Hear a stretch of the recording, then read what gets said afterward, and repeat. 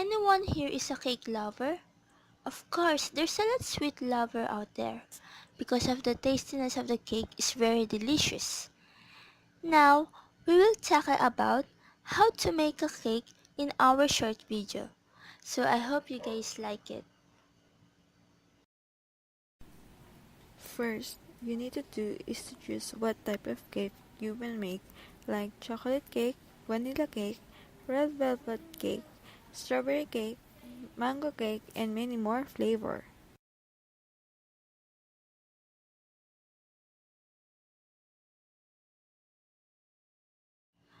Second, you need to choose the right baking pans. Why? Because you must always employ the precise baking pan size and type called for in every recipe. The incorrect size pan may cause your creation to run over, singe around the edges on the bottom, or fall in the center, so you need to be careful what you will buy baking pans. Third, is many recipes require some ingredients, such as eggs and butter, to stand at room temperature for a specified time. This extra time allows the butter to blend more easily with other ingredients. Eggs at this temperature will give your cake more volume. Fourth is, if your recipe calls for greasy and flour in the pan, use a paper towel or pastry brush to evenly spread shortening or butter, or non-stick cooking spray on the bottom corners and 1 inch up the sides of the pan. Sprinkle a little flour into the pan and tap the pan so the flour cover all grease surface. Tap out any flour into the sink. Because when a cake bakes too fast, it can develop tunnels and cracks. One that bakes too slowly can be coarse. Let your oven preheat for at least 10 minutes and use an oven thermometer to make sure it reaches the proper temperature.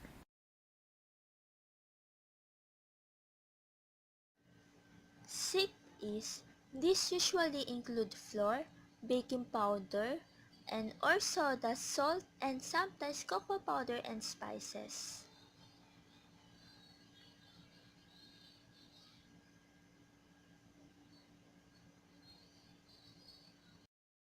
Is to mix the butter and sugar. Use an electric mixer on medium to high speed and beat butter about 30 seconds. Then after that, add the sugar in a small amount, about 1/4 cup at a time. Then beat the mixture on medium speed until it is combined and it has a light and fluffy texture, and after that scrape the bowl occasionally while beating. After you mix the butter and sugar, break 1 egg into a custard cup. Discard any shell fragments that drop into the cup. Add the egg to the butter-sugar mixture and beat well. Repeat with remaining eggs and beating well after each addition. After you mix the eggs, next you will mix the flour and liquid.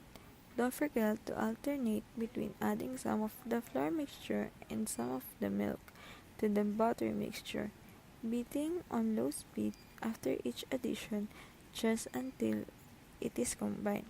Begin and end with the flour mixture. After you mix all the ingredients, divide the batter evenly between the baking pans. Use an offset metal spatula and spread the butter in an even layer, and be sure to spread it to the edge of the pan. How do you bake a cake that's moist and not dry? Avoid overbaking it.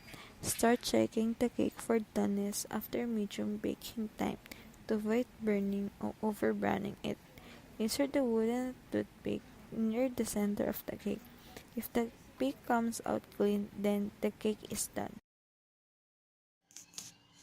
After that, let the cake cool completely about 1 hour.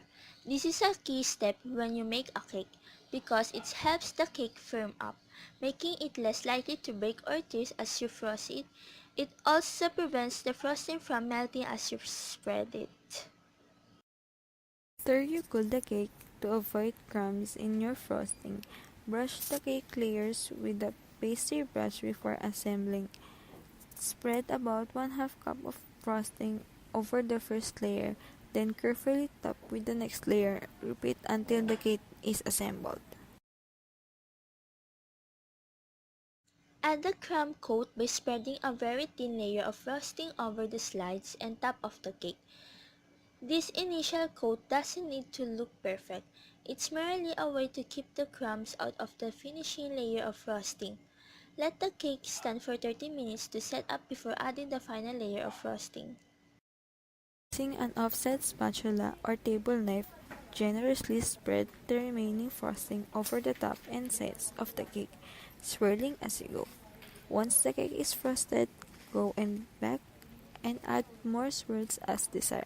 Serve the cake within 2 hours or refrigerate to store.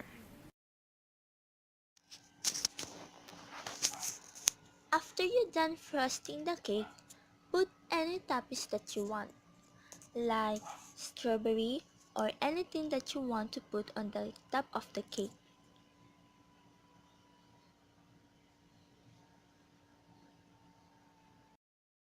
Now, this is the finished product of the strawberry cake. It looks wonderful and tasty. You can make the cake so easy if you just follow the steps that I made.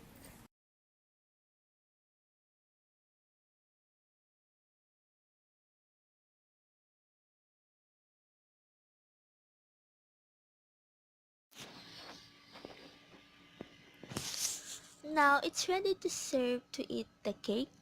It's very delicious because we like strawberry cake flavor. And I hope you guys like it.